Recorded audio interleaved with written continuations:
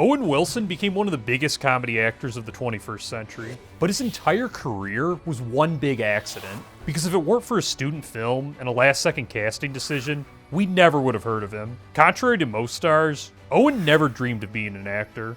He never even acted as a child. I didn't necessarily ever imagine, I didn't study acting, I didn't imagine that was a possibility growing up in Texas, that you could work on movies. In fact, his high school years got off to quite the rocky start when he got expelled. I got kicked out for cheating in geometry. I was the only kid that was caught, that was kind of called in. Just like that, the fun and games were over, and he would be sent off to the New Mexico Military Institute for the remainder of his high school days. But it served him well, as he'd end up at the University of Texas, which is where he met Wes Anderson, and his life would be changed forever.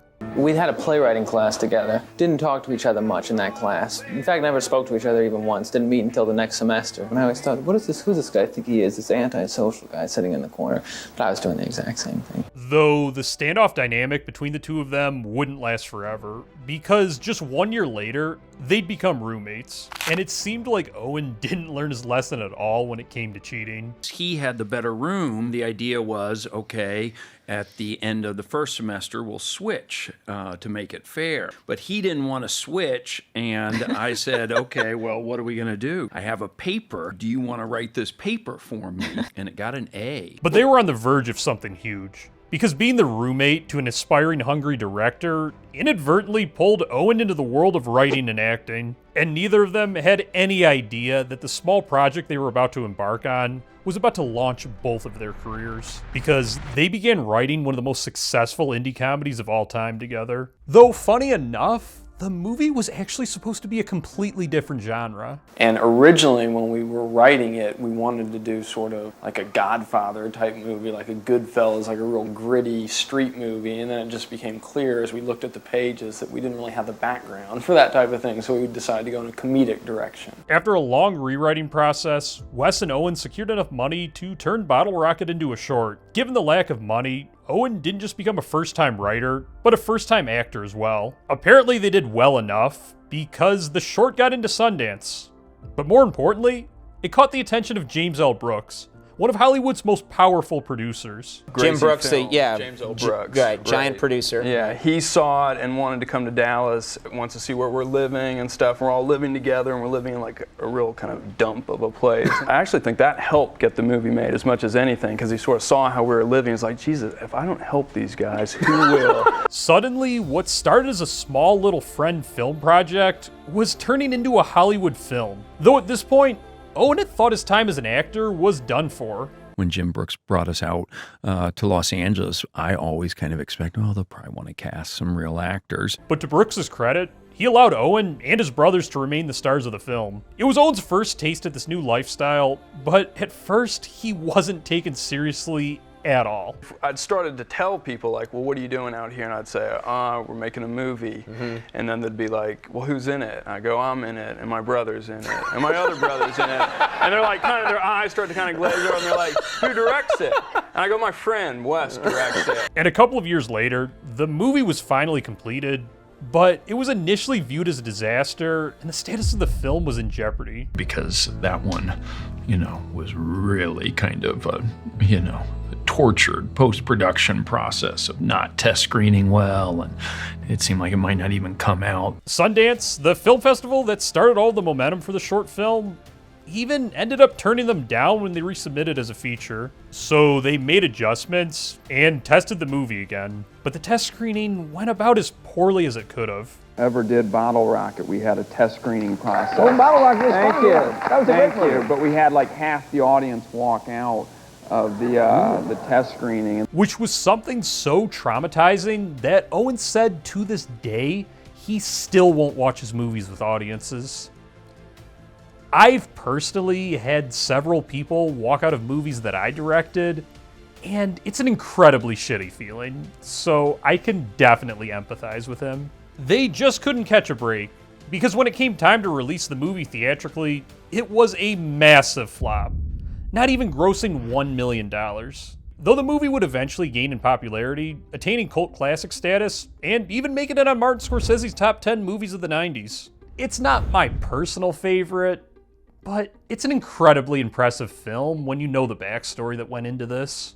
Despite all the headaches and the commercial failure, Owen looks back with fond memories. Bottle Rocket, because that just changed my life, and all of a sudden I was not a college dropout living in Dallas. I was an actor and a writer living in Hollywood, and so that changed my life. And boy, did his reality change. Because even though Owen didn't view himself as an actor, he was about to learn that Hollywood disagreed. Because the same year Bottle Rocket came out, he got to act in The Cable Guy alongside Jim Carrey, Matthew Broderick, Leslie Mann, Jack Black, Ben Stiller, and it was even produced by Judd Apatow. For someone who had been living in a cluttered apartment and never thought he'd be in the industry a year prior, this was a gigantic leap. But the craziest thing about Cable Guy for Owen is that he was almost never in this movie. You were knocked out by his audition, no doubt. Not particularly. I knew he was funny, and he had a certain something going on, but I wasn't totally convinced. I think you hadn't really done anything. No, I hadn't done a lot of auditions, so I was like really nervous and everything. Thankfully for his sake, Judd Apatow was able to convince Ben to cast him. And it really makes you wonder, what would have come of Owen Wilson had he not landed this role and become acquainted with both Ben and Judd? Because he'd become one of Ben's closest collaborators down the road, and he'd even reunite with Apatow later on. His momentum wouldn't slow at all, as he'd act in the cult classic Anaconda the following year, then team up with James L. Brooks again to work as an associate producer on As Good as It Gets. But the year after would be his biggest yet. It started with the sci-fi film Armageddon, which to this day he views as being his most difficult role.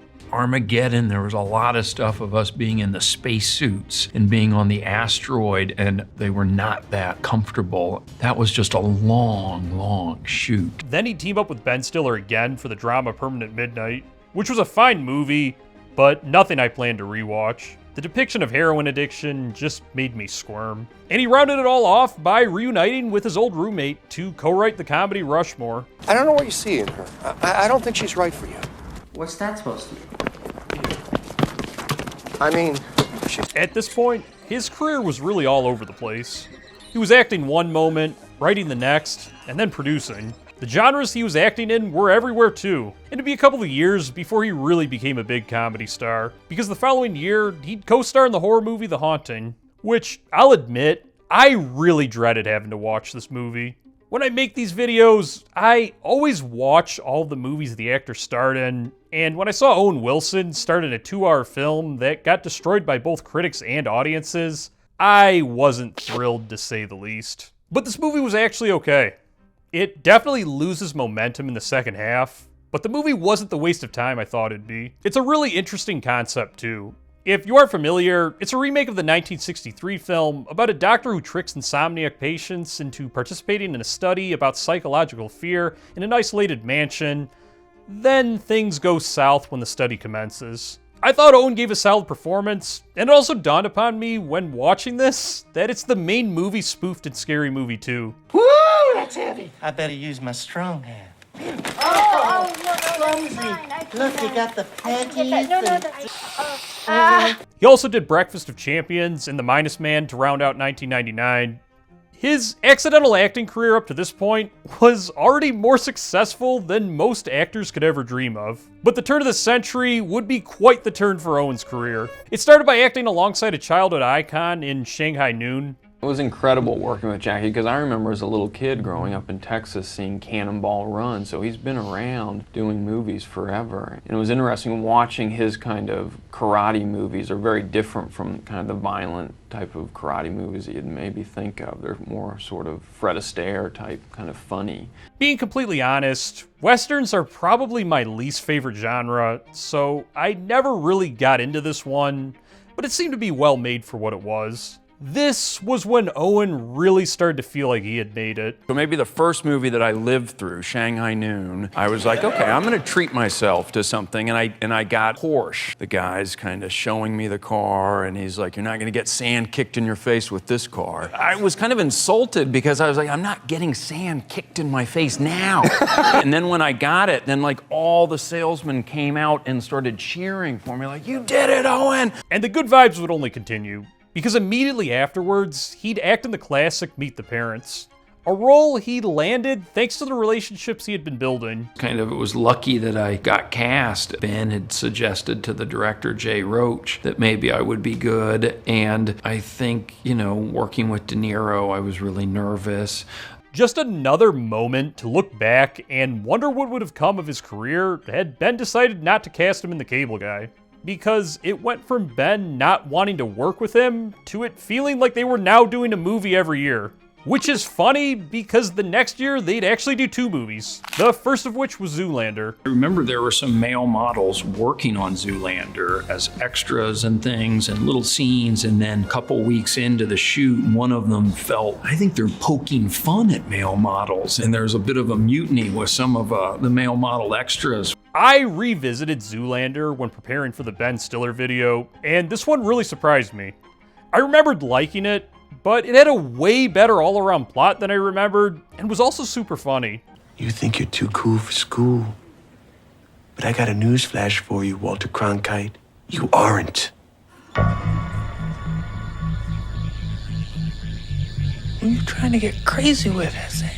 The second Ben and Owen movie in 2001 was The Royal Tenenbaums, which was yet another collaboration between Owen and Wes Anderson. Wes's movies have never been my thing. Don't get me wrong, I respect the hell out of him. They're just stylistically different from what I trend towards. But The Royal Tenenbaums is without a doubt my favorite of his filmography. And speaking of all the great actors Owen had gotten to work with, he got to check off Bill Murray and Gene Hackman with this one as well. Owen would star in the action movie Behind Enemy Lines, and even made an appearance on King of the Hill. He was quickly trending towards becoming an A-lister. The following year, he'd co-star with yet another legend, this time Eddie Murphy in I Spy. But the year after was arguably the most important year of his career, because he met David Dobkin on the movie Shanghai Nights, which set the stage for their blockbuster Wedding Crashers collaboration. But before they did Wedding Crashers, he had to do a whopping 5 movies in 2004, a career record for him. I don't really have any strong opinions on most of these movies, aside from Starsky and Hutch. That I became a fan, but I had like the Starsky and Hutch lunchbox and the little Hot Wheel Gran Torino and stuff. It's a personal favorite of mine that no one ever really seems to talk about. And who else could he have starred alongside but Ben Stiller? It's 10 o'clock, you're late. I've been here since 8. 8 o'clock? I didn't know this place opened at 8. Well, don't sweat it, because you know what? Crime called in sick. It's gonna get a late start, too. Are you crying? What's that? Are you crying? Am I crying? No, I'm not crying. You're crying. But this really seemed to be the point at which Owen solidified himself as a comedy juggernaut. Something that's quite ironic. It's funny that I've ended up doing so many comedies because, when you go to the video store to rent movies, I wouldn't really rent comedies that much. I don't have any, background in stand-up or anything. But it was now time for Wedding Crashers. Owen would team up with my favorite comedy actor of all time, Vince Vaughn, and they'd make one of the greatest comedies of all time. And it all came together thanks to the aforementioned Shanghai Nights. Vince in my first movie and Owen in my second movie. I invited Vince to the Shanghai Nights premiere. He was talking to me, and in the background I saw Owen talking to his mother, and I looked at them, and I had them both like stacked up, and I had an Abbott and Costello one in my head. And I'm just like, oh, wow, look, he talks really fast and he talks slow and he's kind of, it just kind of hit me there. And I went to my agent that night and I said, I'd like to find something with Vince and Owen. Literally 8 weeks later, he called me up and he said, I think I just read the right thing. The movie was quite the strenuous process for Owen. Did you ad-lib a lot? Yeah, there was like ad-libbing, but a lot of it was like, and this is why I've probably never been more tired than when I finished this movie, is a lot of it was like, we would meet on weekends and the night before and go over the scenes for that week or the next day. But it turned out absolutely beautifully. I've said it before, but in terms of movies that prioritize humor first, story second, Wedding Crashers takes the cake for me. And let's have an emerging maple syrup conglomerate. Hey, that's stupid. We don't know anything about maple syrup. I happen to know everything there is to know about maple syrup. I love maple syrup. I love it on pizza. I like to take maple syrup and put a little bit in my hair when I've had a rough week. What do you think holds it up, Slick? Mrs. Clear, I don't... Call me Cat. Okay, Cat. Call me Kitty Cat. Okay, Kitty Cat. And more importantly for his career, Wedding Crashers killed it at the box office. becoming the first R-rated comedy ever to cross $200 million domestically. So it's no surprise that just 1 year later, Owen would land the lead role in the blockbuster Cars and cement himself as one of the biggest names in Hollywood. He'd also team up with Ben Stiller for the millionth time in Night at the Museum, and also star in and produce You, Me, and Dupree. Much like The Haunting, I really wasn't looking forward to this one, but it was actually really entertaining. Make yourself at home, and Molly and I are, well, we're gonna go upstairs and take care of some stuff. Well, hey. Listen, we're all adults here. You're newlyweds. Making love's a big part of that. You're supposed to explore each other. If this situation's gonna work, we gotta be honest with each other. Now go on, enjoy yourselves.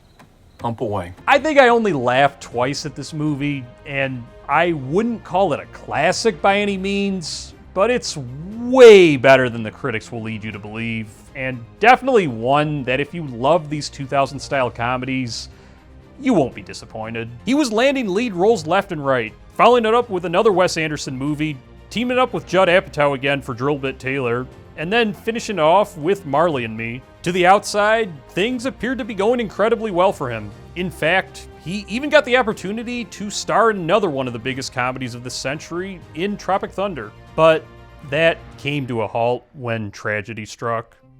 Because in August of 2007, Owen attempted to take his own life. While it's an incredibly devastating development, he was at least fortunate to have family to lean on and has really great perspective on life after the fact. Sort of look back at sort of bad things that happen where you're like, yeah, without that bad thing, then I don't get to this good thing. And so that idea of rock bottom, again, just reminds me, times in my life when I've had struggles, how much I needed other people, family, friends. Matthew McConaughey would ultimately replace Owen in the film, and after Owen got his life back on track, Hollywood was still waiting for him. His epic run continued with several sequels to prior hits. He also teamed up with the Farrelly brothers for Hall Pass, which this is going to be an incredibly unpopular opinion, but this is my favorite of the Farrelly brothers movies. What the hell is he doing? He's got back spasms. Not him. Him.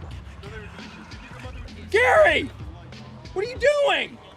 I'm talking to the guy who cleans my office. He also one-upped that by starring in Woody Allen's Midnight in Paris, which I thought was just brilliant.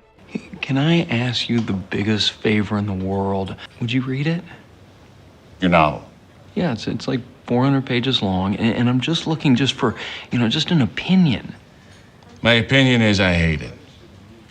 I mean, you haven't even read it. If you're not familiar, Owen plays a character that's on vacation in Paris, and every time the clock strikes midnight, he goes back in time and meets the likes of F. Scott Fitzgerald, Ernest Hemingway, and Salvador Dali. Something that I just loved so much about this movie is that I really never knew where it was headed, and it kept me on the edge of my seat throughout. I thought Owen gave a pretty strong performance, but Quentin Tarantino has been quite outspoken with his opposite opinion. I really can't stand Owen Wilson. I mean, I can't stand him. And I spent the first time watching the movie loving it and hating him. The second time I watched the movie, I was like, okay, all right, he's not so bad. And then the third time I watched it, I found myself watching him. He also got to co-star in Jack Nicholson's final movie, How Do You Know? Let me ask you something. How do you know when you're in love? I gotta wait. Whenever this one thing happens, I know I'm gone. Tell you, but it's personal. I don't want anyone making fun of me for it. No one's... Go! Figure I'm in love with somebody when I wear a condom with the other girls, okay? Holy shit, I'm in love. Why not?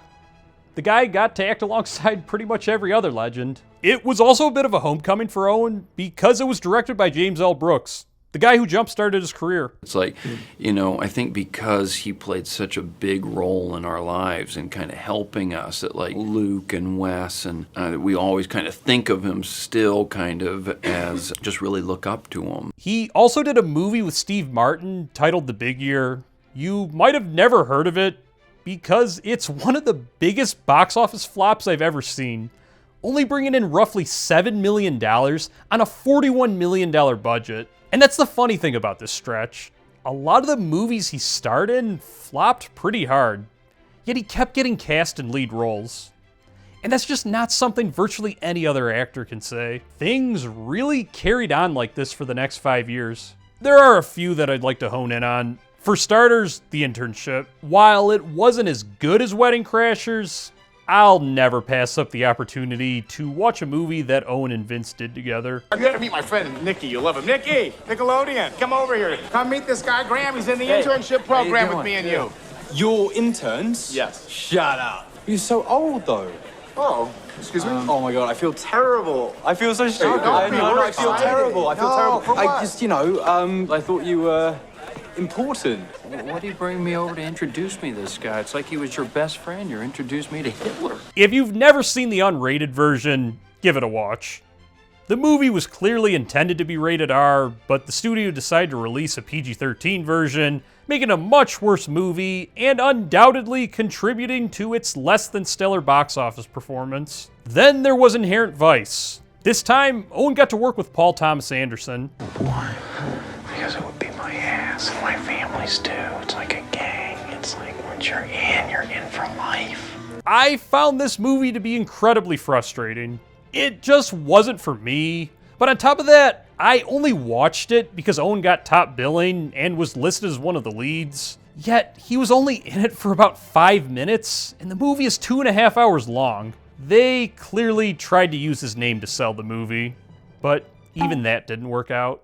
Then there was Cars 3, which provided a completely new perspective for Owen and his career. I mean, I remember really sweating it early on. Oh no, how is it gonna be received? And the stakes seemed so high at that point. Were we even gonna get to sort of continue to make movies? And now, having done it for a long time, and it doesn't feel that same sense of anxieties. And then lastly, there was a little-known movie called Father Figures, which was directed by the Hangover cinematographer, and was another one of those movies that was just nowhere near as bad as the reviews say. Out of all the movies he's done, working with Ed Helms on this was one of his favorite memories. We just had a great time working together. It's funny, kind of when you show up to work, some days you kind of look forward to it more than others. But when I was working with Ed, I knew, when I showed up, it was going to be fun just kind of talking. Sometimes it can be kind of awkward when you're kind of left sort of sitting, in a car doing a scene when they're not rolling. But with Ed and I don't know, we just really got along. But this was really the end of the golden years for Owen, because it was a whopping 4 years between Father Figures and his next movie, Bliss. He really hasn't done any notable movies since then. A big reason is because comedy stopped going to theaters around this time. By the way, if you'd like to see my directorial debut, which is a 2000 style inspired comedy, you could check it out for free on Tubi. Another reason why Owen disappeared from movies, though, is because he got locked into the MCU with the TV show Loki. Side note, I don't know if it's pronounced Loki or Loki. I kind of stopped watching Marvel movies 6 years ago. And I guess it's a TV show. Never watched any of those. He's currently doing a TV show called Stick for Apple, but I'll be honest, I haven't seen it and can't comment on it. Though I do love to golf, so it might actually be a good option for me. He's also co-starring in the 4th Meet the Parents movie, which comes to theaters this Thanksgiving. And with studios finally starting to bring comedies back to theaters, and ongoing talks of a Wedding Crashers sequel, who knows? Maybe we'll be seeing a lot more of Owen Wilson on the big screen. Regardless, it's pretty safe to say that no one could have ever predicted that a student film would have led to all of this. The guy completely dominated 2000s comedies. I really would have loved to have seen what he would have looked like had he actually been in Tropic Thunder. The same can be said for several of the roles though, because nearly every major role in that film was originally supposed to be played by someone else. And when they did make it, it became one of the biggest studio risks of the 21st century, leading to one of the most incredible stories of any movie I've ever followed. And I take you through all of this here.